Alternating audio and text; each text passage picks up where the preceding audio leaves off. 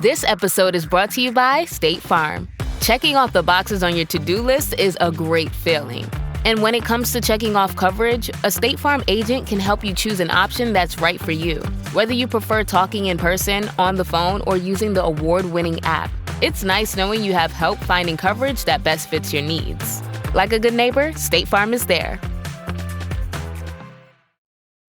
Make your next vacation unforgettable on Royal Caribbean's newest ship, Star of the Seas. It's everything you've loved about every family vacation you've ever been on, with mind-blowing thrills at the largest water park at sea, 7 onboard pools for every level of chill, more than 40 ways to dine and drink, and even more to enjoy at our award-winning private island, Perfect Day at Coco Cay. This is the new Star of the Seas. Click or tap the banner to find out more.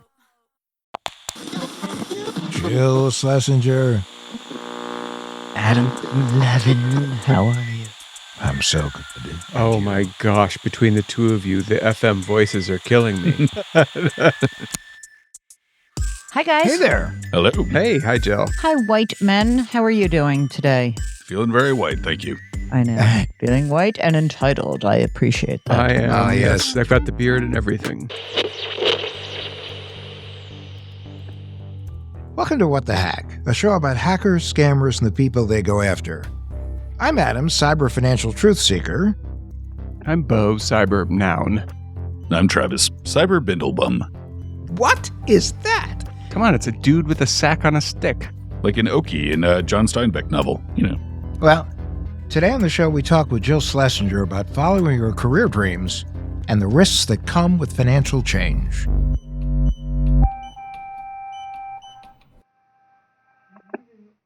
I'm excited, and I know Beau and Travis are excited, because we have a fabulous guest today. Extremely. I've known Jill for a long time. It's true. It's true. We know each other from way back. It's good. She knew me from before the beard, and then when I had the beard. And then before when the wife. That's right, before the wife. So we've known each other a long time. We've done a lot of stuff together, consumer stuff together. I mean, Jill is like the consumer advocate, finance wizard. She was the editor-in-large at CBS Money Watch. I'm going to brag on you here a little. She has a nationally syndicated radio show which won a whole bunch of awards as Best National Talk Show. She has a weekly podcast. She's won Emmy Awards for her work she does on TV. Oh my God! Your first book, Dumb Things Smart People Do With Their Money, 13 Ways to Right Your Financial Wrongs. That was like a big deal. And that was published in 2019, right? Yeah, and I think you're mentioned in that book, by the way, I believe. I think I pulled some fabulous soundbite that you gave me when you were on my podcast or my radio show. And also, full disclosure, early days when people were first starting to get hacked, Adam had been on one of our CBS broadcasts, and I had interviewed you. I don't know if you remember this. So one of the things I suggest to people that will help you, that will cut down on the time that you have to suffer through this, is find out if you have a damage control program. And you may have it through your insurance, through your bank, your credit union. This has got to be like 10, 12, maybe even 15 years ago. That's when I was 17, yeah. Yeah, exactly. You were 13. He just had his bar mitzvah. He looked so good. And so I call him up and I said, listen, you don't know me, but I just interviewed you, and I think my father just gave up all of his personal information, and now he is full-blown, like, been hacked. And awkward. It was so great because Adam's like, I'll call him right now. Now, you guys have to understand, my dad was like tough-ass trader. He was on the floor of the American Stock Exchange his whole career, and, you know, he's kind of a tough guy. And he says to me, something very strange has happened. I said, how do you know? He said, well, my accountant called me and he said, Al, I don't know what, for the first time in your life, someone's claiming that you got a refund. And that flagged the IRS because you've never in 40 years claimed a refund ever. And so my father's identity was stolen, and Adam took his hand and left me out of it in that wonderful way that he has and said, I will take care of this for you. And so I will forever be grateful for that. And my father now is dead like 9.5 years. And it was like one of those, like, quite indelible about how kind you were during that period of time for me. Well, thank you. And you've always been, in my world, a superstar. So anyway, thank you for those kind words. And we know that as we speak, your book, hot off the presses, is out there. The book is called The Great Money Reset. The subtitle is Change Your Work, Change Your Wealth, Change Your Life. And, look, this was such a strange time because I, as you guys said, my day job is I work for CBS News and I work on television and radio. And I also have a podcast and a radio show. And part of those shows would be having really smart guests on, like Adam and other people, where would just be able to have me do a deeper dive than I could in a 3-minute segment on network TV or radio.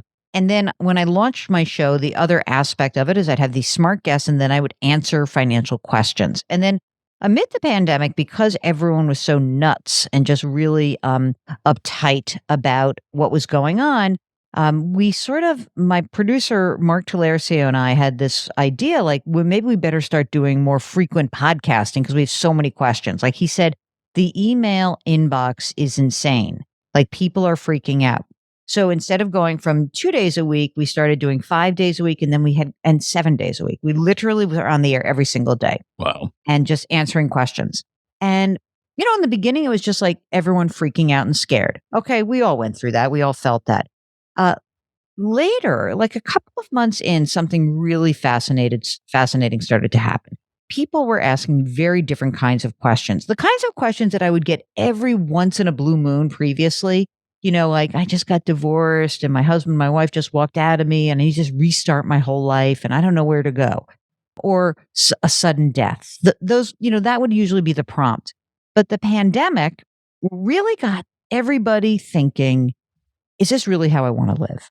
And if it's not, how do I get to where I want to go? And what I really began to understand is that what I was doing all those days and what I still do is help people have a framework to help them understand their choices. Because when you're doing a reset in your life, your big life, right? You have to use your money and you have to have financial resilience. You want to maximize the opportunities that are opened up to you down the road. But the reality is that, I realized that this period of time caused many people of all different types, of all different means, to really re-examine their lives.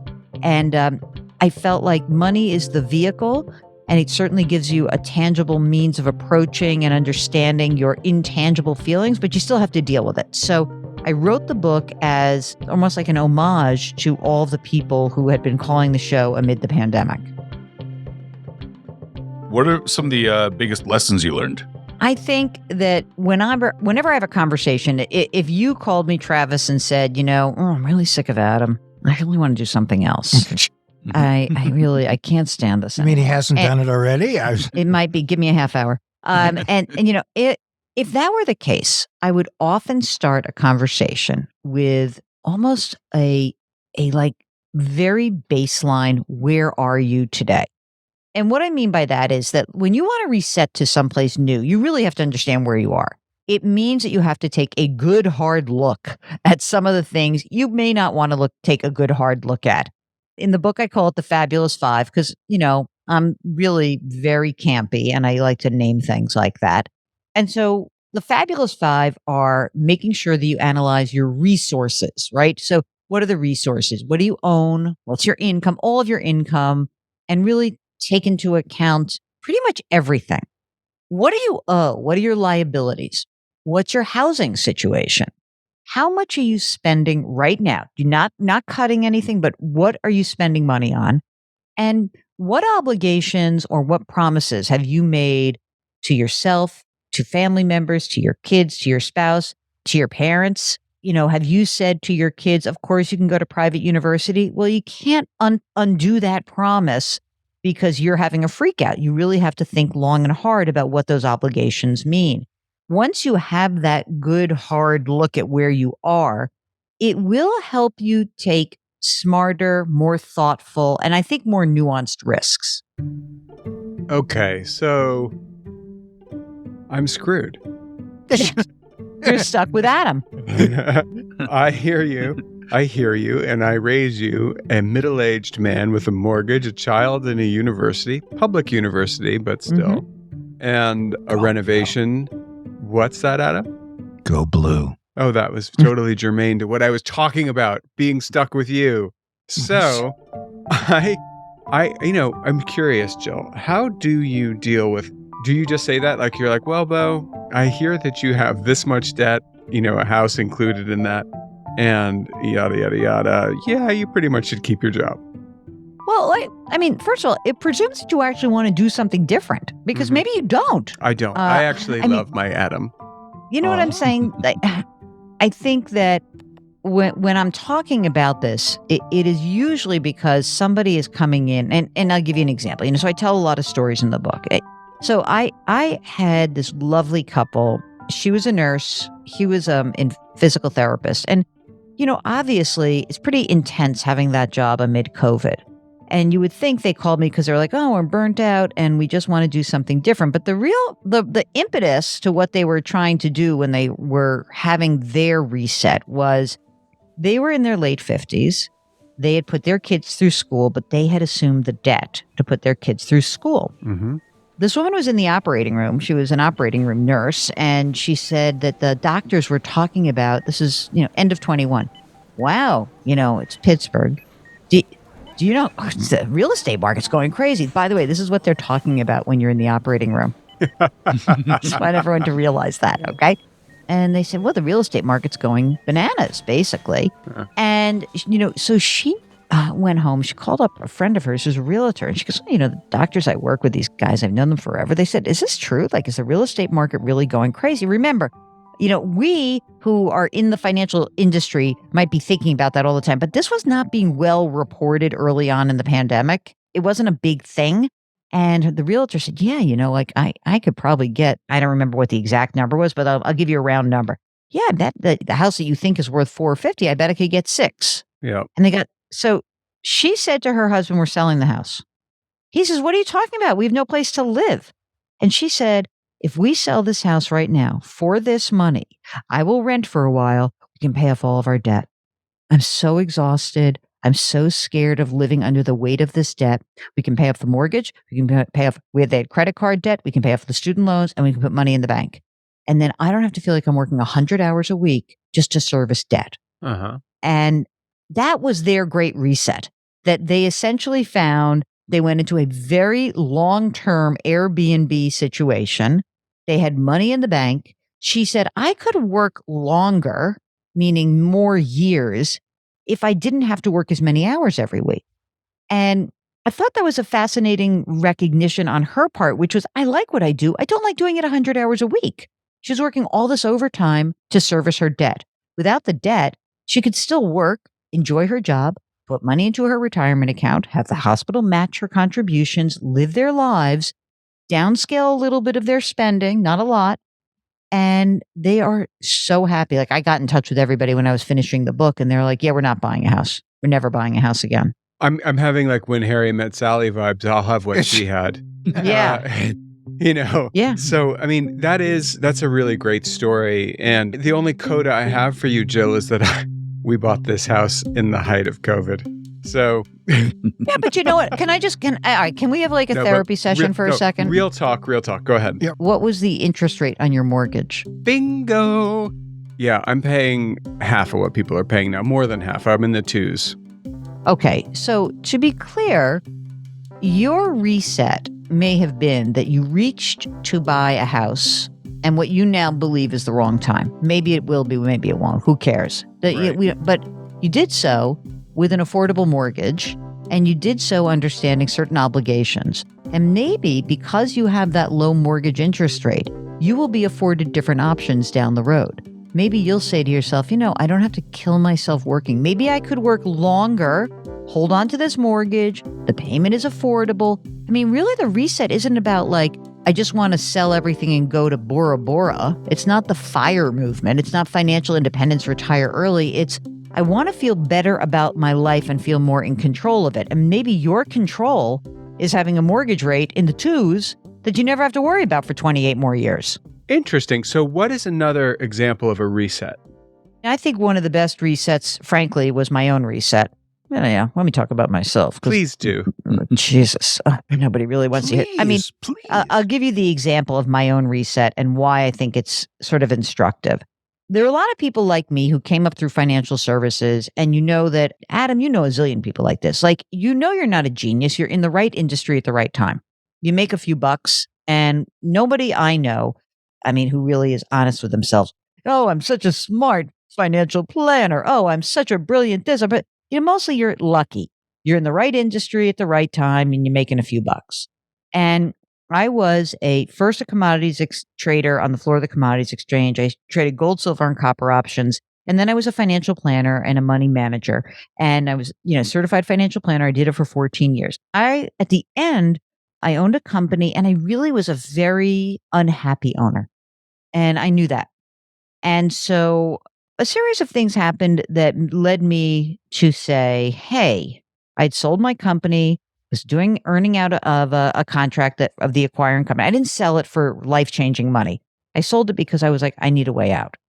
And so I got out. And I left a lot of money on the table, frankly. And my father used to say to me, it's the best trade you ever made because you were miserable at the end. Mm-hmm. And so, which is always easy to say if you come from a family with a few bucks like I do. So that is clear also. So I'm lucky, grew up with money, have a family with money, not dumb money, but like very comfortable existence. I never had to worry that I had like no safety net. I always had a safety net. But what I realized was that the part of my job that I loved was the marketing of the firm and the actual like meeting with a client in the moment, giving financial advice. But the ongoing client service was awful. It was exhausting. And I didn't have a great personality for it because I got very overly involved and overinvested if people didn't follow my advice. So I'd get very upset if someone said, if Beau said, well, thank you for your advice. I'm going to keep smoking anyway, doctor. Like it hurt me. Like I was not good at that. I couldn't take that. Mm-hmm. And so I was on the radio and on television as a guest, and I wanted to try to make it. So I have this dear friend, Maureen, and I was telling her all about this. She was in the world of media, and she says, oh, you need a pink notebook. I said, a what? She says, a pink notebook. And she said, this is really a way for you to think about what your next phase is going to be.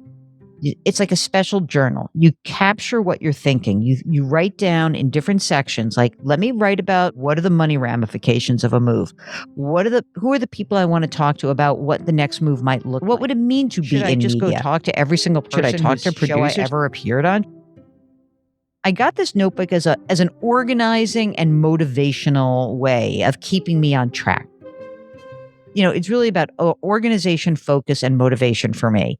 And then I built out the Fabulous Five, which was easy for me because I'm a money person. The harder part for me was to start to say, well, I really do need sort of a plan A, a plan B, and a plan C. I need to know, if this does not work, what would I do next? If this works in a mid-case scenario, what would I do? If this works in the worst case, if it doesn't work at all, it's the worst case, what would I do? And that's how I made my leap. So when I think about like the leaps that people make, it's okay to take small steps. I interviewed this woman who's got like a very kind of a cool dating app. And she said, it's like my side hustle. And it's okay to like dip your toe in the water and then sort of slowly build a plan going forward. So that to me is the instructive way of thinking about like a reset, which is I'm in a career. I know I can make money in that career. I'm fundamentally not happy doing this for the rest of my life. Could I have a different career that would allow me to be happier, maybe not make as much money because there's no way I would make as much money, but I would be able to do it longer and I'd feel fulfilled. And I didn't need all that money because it was irrelevant anyway. Because if you're miserable and you're making the money, it doesn't matter. Everybody knows somebody like that. Right. So I think that having an organizing principle, whether it's a pink notebook, whether it is spreadsheets, but it's some methodical way to go through a process and ask yourself questions and keeping a journal of what becomes important to you. Sort of like a storyboard for a writer almost, but it's exactly. Your life. Yep. Exactly. A storyboard for your life.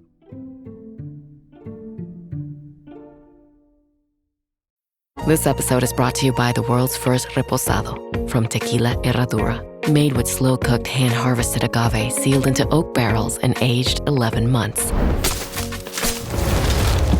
Before being enjoyed in your glass. Experience the world's first reposado, Tequila Herradura. Please drink responsibly. Responsibility.org. Tequila Herradura. 40% alcohol by volume. Imported by Brown-Forman, Louisville, Kentucky. Herradura is a registered trademark. Copyright 2025 Brown-Forman Corporation. Hey, it's Sydney Sweeney. I'm not here to tell you to buy American Eagle jeans. And I definitely won't say that they're the most comfortable jeans I've ever worn. Or that they make your butt look amazing. Why would I need to do that? But if you said that you want to buy the jeans, I'm not going to stop you. But just so we're clear, this is not me telling you to buy American Eagle jeans.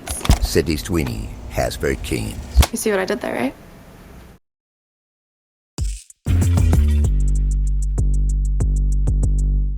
Jill, what you shared about these resets is really interesting stuff. And it's so important to talk about because so many people are doing it. You shared some of the benefits of a reset, but let's take a look at some of the risks. Now, I'm a guy that thinks a lot about fraud. You and I have talked for years about fraud. And I gotta believe that while people are attempting their resets, they could be sitting ducks for fraudsters. I think there are plenty of, okay, so here's the difference between like the fundamental framework and grabbing a hold of something yourself versus chasing a dream. So I think that there are people who are dreamers who don't want to commit to a process. I don't know about you, Adam. I think those are the particular types of people who may find themselves prey for the scam artist. Get out of my head, Jill. Tell me. Say Jill, more. you're now renting room in Beau's head. No. She can stay. She's a guest. But yeah, I think that's right, Jill. There's the dream that is work free is a scammer's paradise. Right? And the idea get rich quick is obviously a scammer's paradise. It's almost like I have a worry that while it may not be a scam, like I think the FIRE movement, financial independence, retire early, caught on as a way for people to feel like I am in control of my destiny. Okay? That's really what it became. It was coming out of the financial crisis. A lot of the tech bros were like, hey man, I'm making a few $100,000 a year, a couple $100,000 a year. If I live like a monk for 10 years and I squirrel away my money, screw the man, I can do what I want. And there's nothing wrong with that. I mean, the biggest problem is that, like, you know, you think you're going to retire forever. And when you're 40, and Adam and I will be happy to tell you that there are many things that happen from age 40 on that you'd be shocked to learn. It's so true. It's like a rolling marquee. It's shocking. But the thing that's amazing is that I remember interviewing some of the younger people who were part of the movement, and they were willing to do the work, but it was weird. It was almost like, yeah, I don't want to be like stuck working for the man. I'm like, but you're living out of one suitcase and you're young. What happens when you have a kid?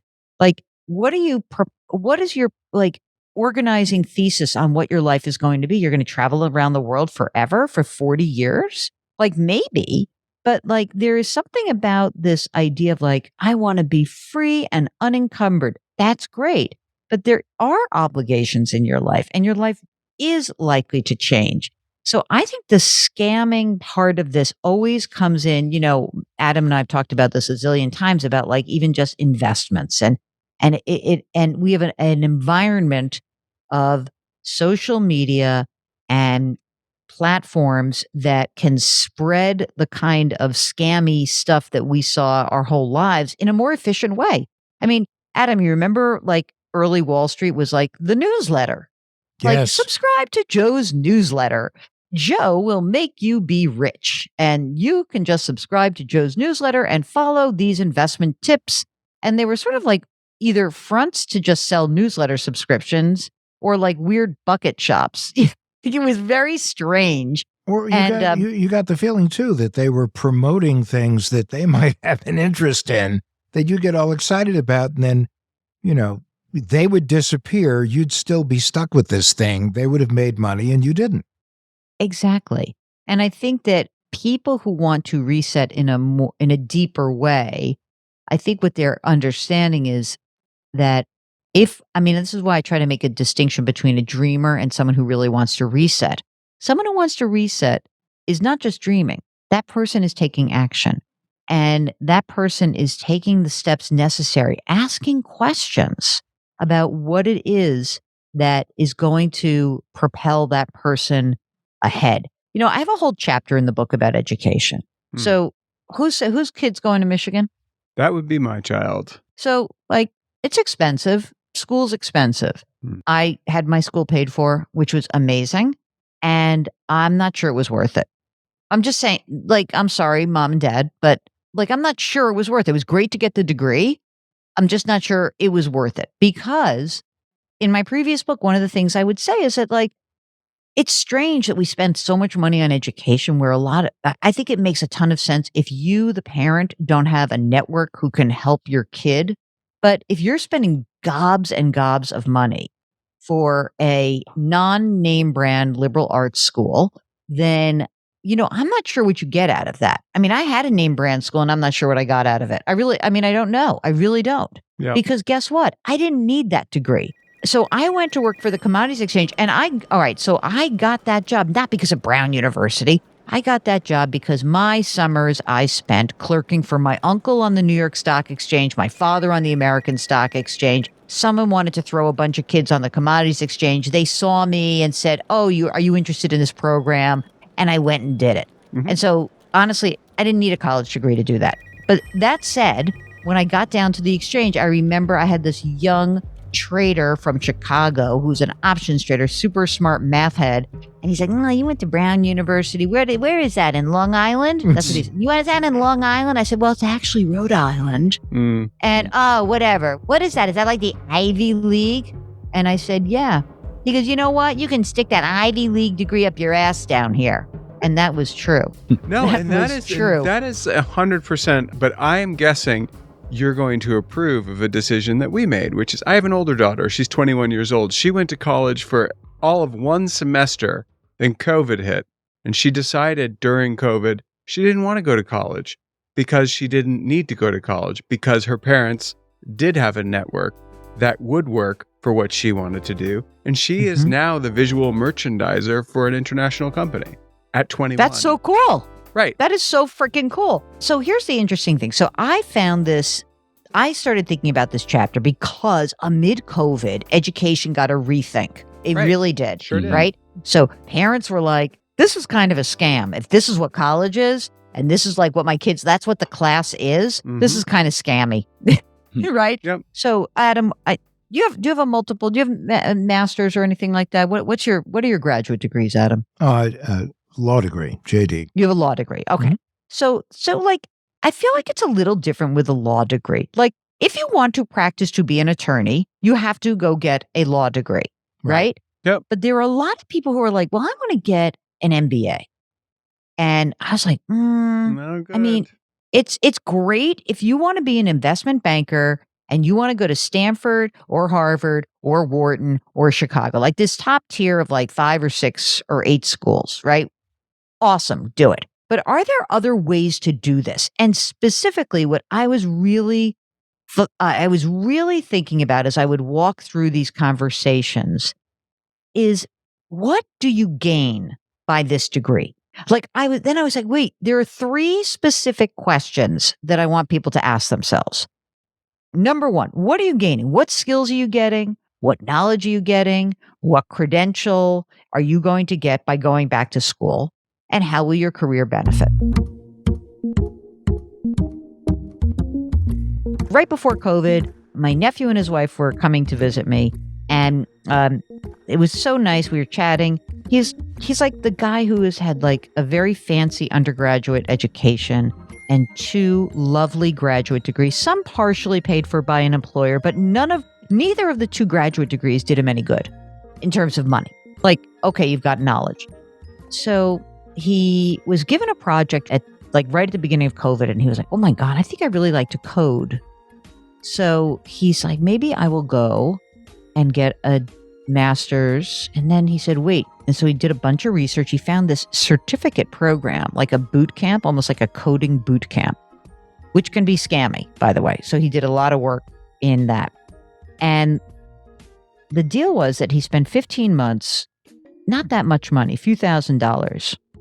And the deal with the code company is we get 24% of your first year's salary, and then we go away.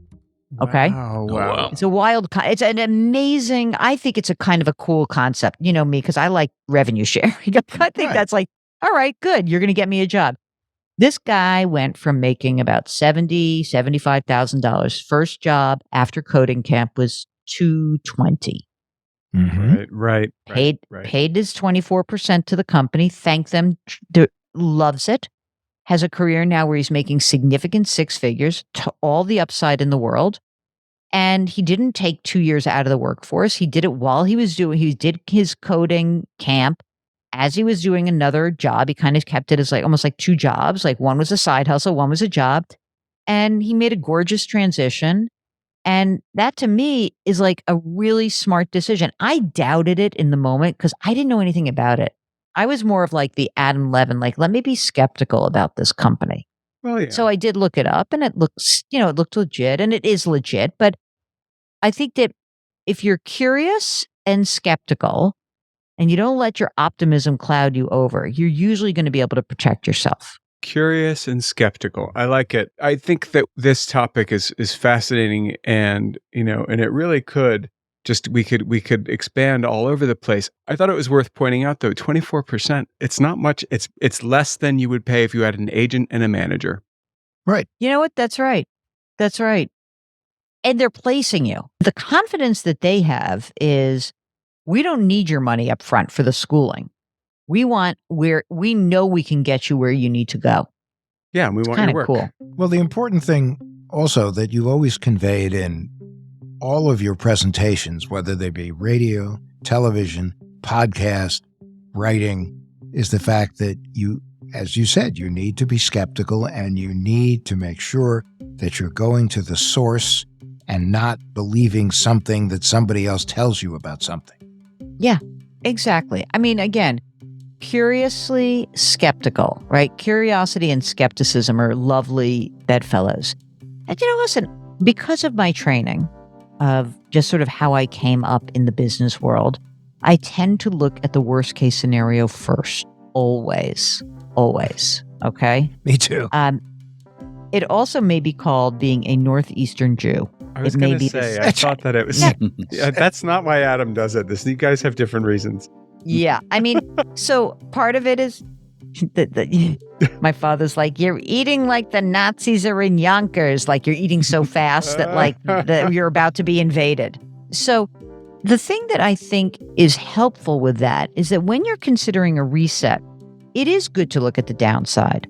Because once you contemplate that, you are then giving yourself the freedom to see if you can do it or not. And since I am the most skeptical worrywart, it is good to have that as it's really good to have that as a centerpiece of a reset, because it can temper your optimism or your looking at the bright side. And once you've looked at like these three scenarios, like in the best case, I would do this. In the middle case, I do this. In the worst case, this is what would happen. And you have a plan A, B, and C, then I think it gives you the permission structure to yourself to move forward. I couldn't do it without that permission structure. I just know myself. So when I was doing my reset and I was leaving financial planning and investment management and trying to make it in media, having the ability to sketch out what the three different scenarios looked like and what I thought I could do and preparing for each of those scenarios was incredibly important to me. No, and I think that the analogy with what we do in terms of fighting scams and consumer protection is all about the concept of don't immediately click on that link. Don't open the attachment. Stop and think about it and think logically, why would I get this? And then why would I want to do this? And should I do this? I have to say that when you say it that way, it makes so much sense. And it also makes sense in almost every single financial decision when you put it that way, Adam. Because if somebody says to you who's selling you a financial product or a service, gives you this whole sales pitch, and then you come to it with that set of questioning, why is this right for me? What is this person getting out of it? I don't know. I think that can probably save people a lot of anxiety down the line. I really do. Well, it's one of the biggest things we've seen, too, is that with a lot of the scams we've come across, it's something that it sounds too good to be true, but people who are looking for a transition in their lives, I think, will often leap at the opportunity without actually giving it due diligence ahead of time. It is true. It's like the get-rich-quick, the dreamer, the optimist can really fall prey to it. Well, I think it's also, Jack Kennedy once said, things don't just happen, things are made to happen. It is true. And you didn't just get scammed. You probably played a part in it. It's okay. You can open your eyes and say, yeah, I did that. That was dumb. I won't do that again. I'll listen to Adam. Well, it's like, don't throw good money after bad. Yeah.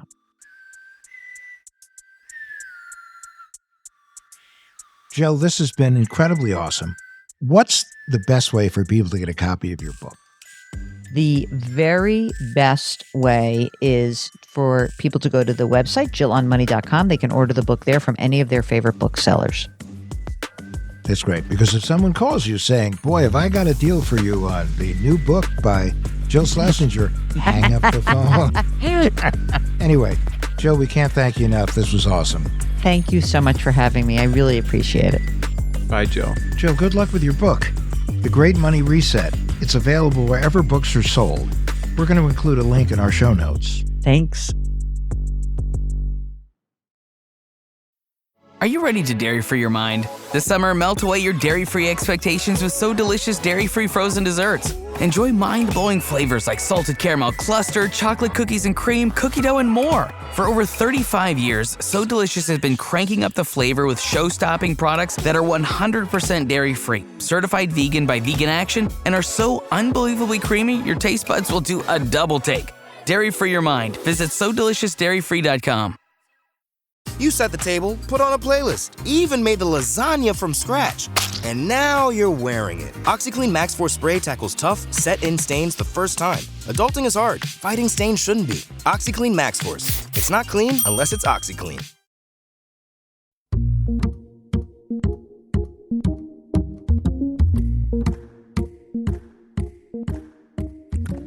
With Jill's book, what it really made me think of is, next time I have a dream, I'm going to storyboard it. Or put it in a pink notebook. Listen, it's always great to have a dream. It really is.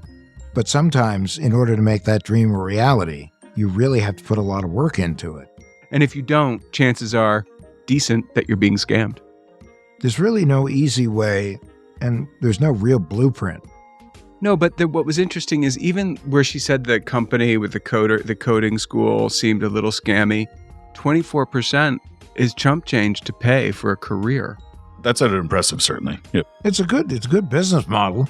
It's a great business model. And, it's worth pointing out, an agent's going to take 15%, a manager takes 10, that puts you at 25. So you're doing a point better. Yep.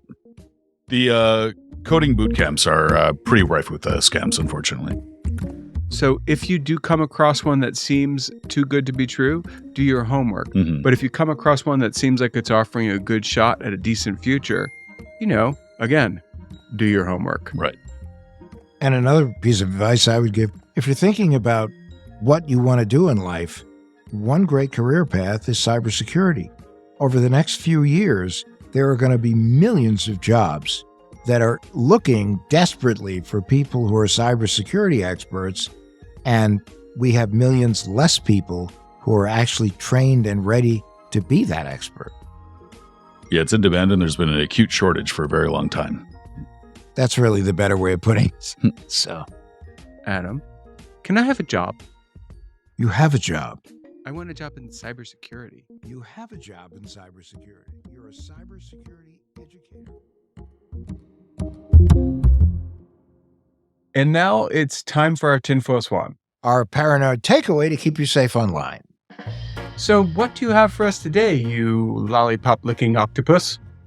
Well, Beau, mon ami, it's a new year. Tax season is approaching. Tax season! Indeed. Yeah, don't remind me. Well, it already is tax season, people. Okay, tax season is here, and as far too many people find out the hard way, tax returns are one of the most common forms of identity theft. What are they going after? The refunds or something? Adam? Well, actually, they are. Okay, fine. And I assume that they are able to do it the same way I'm able to do it, by using my social security number, which is in the wind because of certain leaks that won't be mentioned that might be called TransUnion. I think it was Equifax. God. Yep. Don't say Equifax was a big one, but there are a million other data breaches out there that also could have leaked your social security number. All right. Well, here's the deal. My social security number is in the wind, which is why I was so bitter just a second ago. And I do know how to protect myself. But Adam, I bet a lot of our listeners don't. How do they do it? You can get an identity protection PIN, and that's an IP PIN from the IRS. It's a 6-digit code that prevents someone from filing a tax return in your name. Well, okay, that's useful. If you're filing your taxes at the last minute, it's kind of crucial. And I've done it. I will tell you, it is super easy and not a hard thing to do. If you have your credit frozen, you got to unfreeze it. That's the only thing you got to bear in mind. Yeah, and the main thing, too, is that if you wait too long or procrastinate to file your taxes, it's really just giving identity thieves a head start. So even if you're planning on filing late or getting an extension or anything like that, you're still going to want to get an IP PIN just to protect it. Now, hold on, Adam. Before you tell people where to go, I just want to add that if you get the PIN code, it doesn't matter when you file. You can file, 2 years from now, you're still safe. But you need that PIN because nobody can file without that number. Adam, tell them how to do it. Go to the IRS website, which is irs.gov. Now, you're going to have to verify yourself. But once that's done, you can have that extra piece of protection, which makes Beau feel so comfortable. And he should feel comfortable. Well, but also just remember you have to unfreeze your credit and that the PIN is only valid for a year. You need a new one every year. And once you have a PIN, please don't give it to somebody else other than your accountant or your spouse. The IRS will never ask for it. If you are giving it to your accountant, get on the phone and make sure it's your accountant who's asking for it, because you never know. This time of year, someone might know who your accountant is and they might spoof that person's email. And if by some chance you give it to your spouse, make sure you guys aren't fighting at the time you do. But also, if you get a SMS text or anything like that that's asking for it, just never, ever, ever do it. It's 100% a scam. We've done it to death, guys. That's the tinfoil swan this week. Huzzah.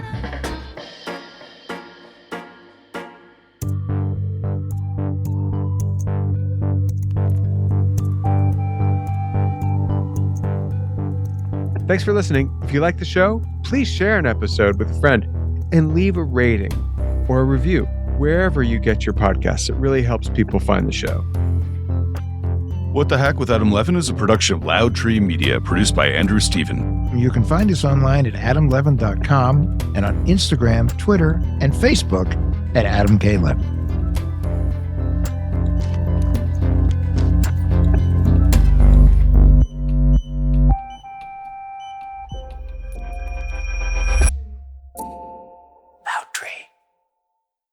Behind every empire are the people history tried to forget. Lost Roman Heroes tells the stories of the remarkable characters who shaped Rome from its mythical beginnings to its final fall.